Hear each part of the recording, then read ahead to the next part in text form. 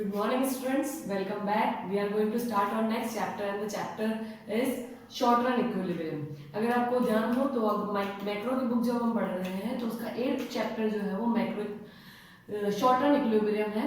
इसको हम आज स्टार्ट करने वाले हैं। ठीक है स्टूडेंट्स, अगर आपको प्रीवियस चैप्टर से कोई भी प्रॉब्लम हो तो आप पूछ सकते हैं। 7 चैप्टर हमने कंप्लीट कर लिया था, aggregate demand and aggregate supply. उसके बहुत सारे कॉन्सेप्ट्स आपने देखे हैं, छोटे छोटे टॉपिक्स भी हमने उसको रीड आउट किए थे। अगर वहां पर आपको कोई प्रॉब्लम आ रही हो तो आप पूछ सकते हैं। और दूसरी चीज, अगर आपको वहां पर सब कुछ समझ में आ गया है तो ये कॉन्सेप्ट्स बहुत इजीली आपको क्लियर हो जाएंगे। एग्रीगेट डिमांड के बारे में, एग्रीगेट सप्लाई के बारे में आपने प्रीवियस क्लास में पढ़ लिया। उससे प्रीवियस क्लास में प्रीवियस क्लासेस में आपने पढ़ा है। और 11th क्लास में मैंने आपको बताया था इक्विलिब्रियम होता क्या है। यहाँ पर भी जो है हम जो कॉन्सेप्ट एग्रीगेट डिमांड और एग्रीगेट सप्लाई पढ़ा था वहीं से इक्विलिब्रियम बनाने वाले हैं। इक्विलिब्रियम क्या होते हैं? जब दो कोई कॉन्सेप्ट्स होते हैं, दो अलग अलग कॉन्सेप्ट्स एक दूसरे को एक ही पॉइंट पर अगर कट करते हैं, एक दूसरे को इक्वल करते हैं तो वो इक्विलिब्रियम पॉइंट्स होते हैं। ये सब चीजें मैंने आपको क्लियर बताई थी। ठीक है, अगर आपको यहाँ तक कोई प्रॉब्लम आती है तो पूछिएगा। ये आज हम नया चैप्टर स्टार्ट करने वाले हैं, chapter 8 short run equilibrium. Short run equilibrium अपने आप को नाम से डिफाइन कर रहा है। शॉर्ट रन ये depend on time, it's only depend on time. ये जो है आपका पूरा का पूरा इक्विलिब्रियम टाइम पे डिपेंड करने वाला है। जैसा कि इसने खुद में कहा है, शॉर्ट रन इक्विलिब्रियम यानी कम समय में, छोटे समय में जो इक्विलिब्रियम सेट होगा उसे हम शॉर्ट रन इक्विलिब्रियम कह सकते हैं। नहीं, लेकिन इसमें आपको एक और जो चीज ऐड करनी है वो ये ऐड करनी है कि यहाँ पर जो है हमारे जो कह सकते हैं फैक्टर ऑफ प्रेडिक्शन जो 5 होते हैं, मैंने आपको बताए थे पहले भी। There are 5 factor of prediction. First is land, labour, capital, organisation and management. ये जो हमारे सामने 5 फैक्टर्स हैं, इन 5 फैक्टर में से कुछ को कांस्टेंट रखना और कुछ को चेंज करना शॉर्ट रन इक्विलिब्रियम का साइन होता है। बहुत सिंपल है कि शॉर्ट रन इक्विलिब्रियम में जो है आपका कम समय होगा, ये बात सही है। पर दूसरी चीज ये है कि जो आपके फैक्टर ऑफ प्रेडिक्शन अवेलेबल हैं आपके सामने, उन फैक्टर ऑफ प्रेडिक्शन में सारे फैक्टर्स चेंजेबल नहीं होते। आपने 11th क्लास पढ़ी है, मैंने आपको 11th क्लास में बताया था कि हमारे पास 2 टाइम पीरियड्स होते हैं, लॉन्ग टाइम और शॉर्ट टाइम। शॉर्ट टाइम और लॉन्ग टाइम में जो मेजर डिफरेंस होता है वो ये डिफरेंस होता है कि यहाँ जो फैक्टर ऑफ प्रेडिक्शन होते हैं दोनों में ही 5 होते हैं, बट शॉर्ट रन इक्विलिब्रियम में आपके जो फैक्टर ऑफ प्रेडिक्शन है वो सारे के सारे चेंजेबल नहीं होते। यानी आपको कुछ को कांस्टेंट रखना है और कुछ जो है वो चेंजेबल होने वाले हैं। ठीक है, और लॉन्ग रन में जो है वो सारे फैक्टर ऑफ प्रेडिक्शन चेंजेबल होते हैं। याद आ गया होगा? अगर नहीं आता है तो फ्लैशबैक में जाइए और एक बार याद करके देखिए कि मैंने आपको क्या बताया था शॉर्ट रन और लॉन्ग रन में डिफरेंस जो बताया था। ठीक है, यहाँ जो है शॉर्ट रन यानी कम समय में, पहली बात तो आपकी जो टाइम पीरियड है वो छोटा होने वाला है। दूसरी चीज जो है यहाँ पर कांस्टेंट रहने वाला है कुछ, उसके बाद जो चेंज होंगे उसको हम यहाँ मेजर करने वाले होते हैं। ठीक है, तो यहाँ पर टाइम पे डिपेंड करता है। दूसरी चीज टेक्नोलॉजी जो होगी वो कांस्टेंट होगी, टेक्नोलॉजी का कोई लेना देना नहीं है। बहुत ही सिंपल है कि जिस टेक्नोलॉजी से आप काम कर रहे हैं उसी टेक्नोलॉजी से आप अपने शॉर्ट टाइम में काम करते रहेंगे। ऐसा नहीं है कि टेक्नोलॉजी चेंज हो जाएगी। अगर टेक्नोलॉजी चेंज हो जाएगी तो आपका प्रोडक्शन डेफिनेटली चेंज होगा। इसीलिए यहाँ जिसको हमने कांस्टेंट रखना है वो है टेक्नोलॉजी। मैंने आपको बताया था प्रीवियस 11th क्लास में कि आपके पास 2 एक्सिस होते हैं, एक्स एंड वाई। तो हम 2 ही फैक्टर ऑफ प्रेडिक्शन यूज कर सकते हैं इस चीज को इजी करने के लिए। तो आपको पता होगा कि हम एक तरफ लेबर लेते थे और दूसरी तरफ कैपिटल लेते थे। तो ये समझ लीजिए कि इस कैपिटल को मैंने टेक्नोलॉजी में चेंज कर दिया है। तो labour is changeable and this is not changeable. Clear है कि हमारे पास अगर 2 फैक्टर ऑफ प्रेडिक्शन अवेलेबल हैं तो एक जो होगा वो चेंजेबल होगा और दूसरा जो है वो नॉन चेंजेबल होगा। अब आप समझिएगा कि नॉन चेंजेबल फैक्टर जो है वो कांस्टेंट फैक्टर है, यानी आपने शॉर्ट टर्म में एक फैक्टर को चेंजेबल रख दिया और दूसरे को नॉन चेंजेबल रख दिया। तो ये आपका शॉर्ट टर्म डिफाइंड हो गया, क्योंकि शॉर्ट टर्म डिफाइंड यही करता है कि टाइम पीरियड छोटा होना चाहिए। और दूसरी चीज ये है कि कोई भी चीज जो है आपके फैक्टर ऑफ प्रेडिक्शन में से कांस्टेंट रहनी चाहिए और दूसरी जो है वो चेंज होगी।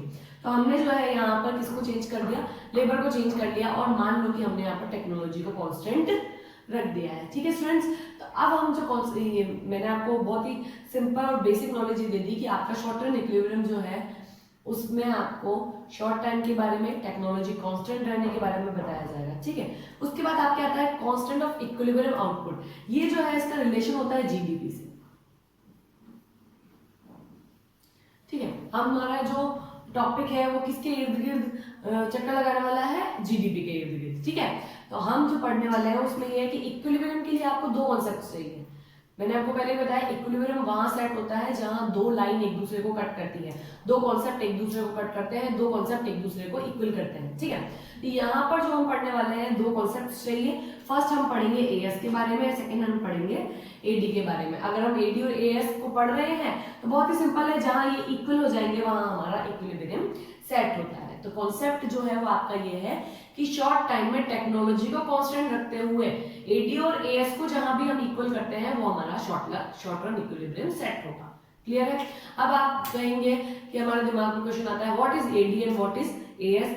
एएस और एडी को आपने प्रीवियस क्लास में पढ़ा है, मैं फिर से आपको रिमाइंड करा दूं। AD refers to desire level of output in the economy. अगर आपको याद हो तो फ्लैशबैक में जाते हो, हमारी जो फर्स्ट सेकंड क्लासेस होगी ना, फर्स्ट सेकंड या थर्ड क्लासेस, वहां पर हमने इसको पढ़ा था। जब हमने चैप्टर स्टार्ट किया था तब हमने ये पढ़े थे कि एग्रीगेट डिमांड और एग्रीगेट सप्लाई क्या है, ठीक है। तो एग्रीगेट सप्लाई जो है वो आपके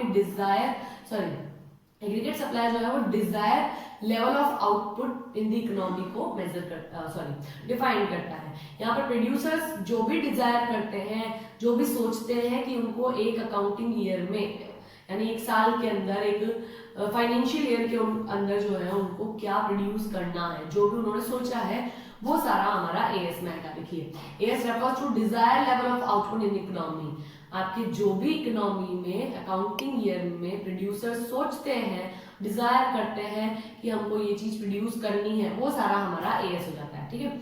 and the AD refers to that level of GDP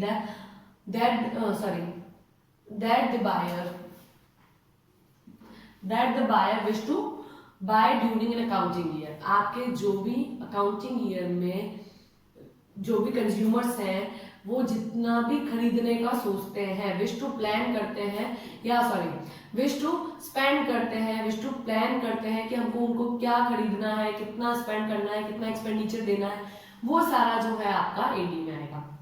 बहुत सिंपल कॉन्सेप्ट है आपके एडी और एएस। मैं आपको पहले भी बता चुकी हूँ कि हम यहाँ पर जितने भी कॉन्सेप्ट्स को मेजर करते हैं उसको मेजर करने का एक अकाउंटिंग ईयर होता है जिसको आप फाइनेंशियल ईयर के नाम से भी जानते हैं। तो एडी और एएस क्या है, हम जो है एक ड्यूरिंग अकाउंटिंग ईयर में एडी जो है वो कंज्यूमर्स जो होते हैं जितना भी विश करते हैं कि हमको इतना एक्सपेंड करना है, हमको इतना डिजायर करते हैं कि भाई हमको इतना खर्च करना है, इतना एक्सपेंडिचर करना है, प्लान करते हैं, विश करते हैं, ये सारी चीजें जो है एडी में आ जाएगी। और प्रोड्यूसर्स का सिंपल मीनिंग प्रोड्यूसर का सीधा रिलेशन जो होता है वो एएस से होगा। ये ऐसे होगा कि एएस में जितनी भी प्रोड्यूसर्स डिजायर करते हैं कि उनको इतना प्रोडक्शन करना है वो सारा आपका एएस में मेंशन होगा, ठीक है। तो ये हमारा एडी और एएस, जहां पर भी एडी और एएस एक दूसरे को इक्वल करेंगे वहां आपका इक्विलिब्रियम सेट होगा और इसको हम concept of short run equilibrium कहते हैं। इसलिए कहते हैं क्योंकि इसका टाइम पीरियड जो होगा वो शॉर्ट होगा। फर्स्टली टाइम पीरियड जो है वो शॉर्ट होगा, ठीक है। एंड द सेकंड इज कि हमारे जो कांस्टेंट फैक्टर है वो एक तो होना ही चाहिए। मिनिमम कांस्टेंट फैक्टर होगा 1 होगा और हमने यहाँ पर जो है टेक्नोलॉजी को कांस्टेंट रख दिया है, ठीक है स्टूडेंट्स। तो यहाँ अगर आपको कोई प्रॉब्लम आती है तो आप पूछ सकते हैं, और अभी तक मुझे ऐसा लगता है बेसिकली बहुत सिंपल होगा आपके लिए, ठीक है। And the next one is कि अब हम पढ़ रहे हैं एडी और एएस इक्वल हो जाता है। अब हम कह सकते हैं कि जहां एडी और एएस इक्वल हो जाएगा, क्या एडी हमारी वाई की इक्वल हो सकती है? बहुत ही सिंपल है कि जितना भी जहां ये बराबर हो गए तो आपकी इनकम इक्वल हो जाएगी। तो इनकम के इक्वल होने से हम ये कह सकते हैं कि एडी इक्वल्स टू इनकम। यहाँ ऐसा होता है कि जितना भी आपने डिमांड की है, जितने भी कंज्यूमर्स जो डिमांड करते हैं वही चीज प्रोडक्ट होती है और वही चीज प्रोड्यूस होने के बाद इनकम में चेंज हो जाती है। तो हम बेसिकली सिंपली ये कह सकते हैं कि एडी जो है वो हमारी इनकम को डिफाइन कराएगा और वो इसके इक्वल हो जाता है, ठीक है। यानी हमने जो डिमांड की है वो हमने बनाया है और बनाने वाली चीज ही तो इनकम में ट्रांसफर होने वाली है, इसीलिए हम ये कह सकते हैं कि हम एएस की जगह इनकम को ले सकते हैं। तो y इक्वल्स टू एडी हो सकता है, ठीक है। अब सिचुएशन ऐसी हो सकती है बहुत सारी अलग अलग जगह में कि जीडीपी जो है वो आपका ग्रॉस डोमेस्टिक प्रोडक्शन होता है। तो जीडीपी में ये हो सकता है कि कहाँ पर आपकी जो है एएस ज्यादा हो सकती है एडी से। जहाँ आपकी एएस ज्यादा होगी एडी से वहां आपकी इनकम ज्यादा होती है और डिमांड कम होती है, ठीक है। और ऐसा भी हो सकता है कि हमारी एएस लेस देन हो जाए एडी से। तो ये दोनों सिचुएशंस आपको देखनी वो मिल सकती है। इसके बाद जब हम कॉन्सेप्ट पढ़ने वाले हैं वहां पे एस और आई से इनका रिलेशन हम बनाने वाले हैं। ठीक है, यहाँ तक अगर आपको कोई प्रॉब्लम आती है तो आप पूछ लीजिएगा स्टूडेंट्स। Thank you.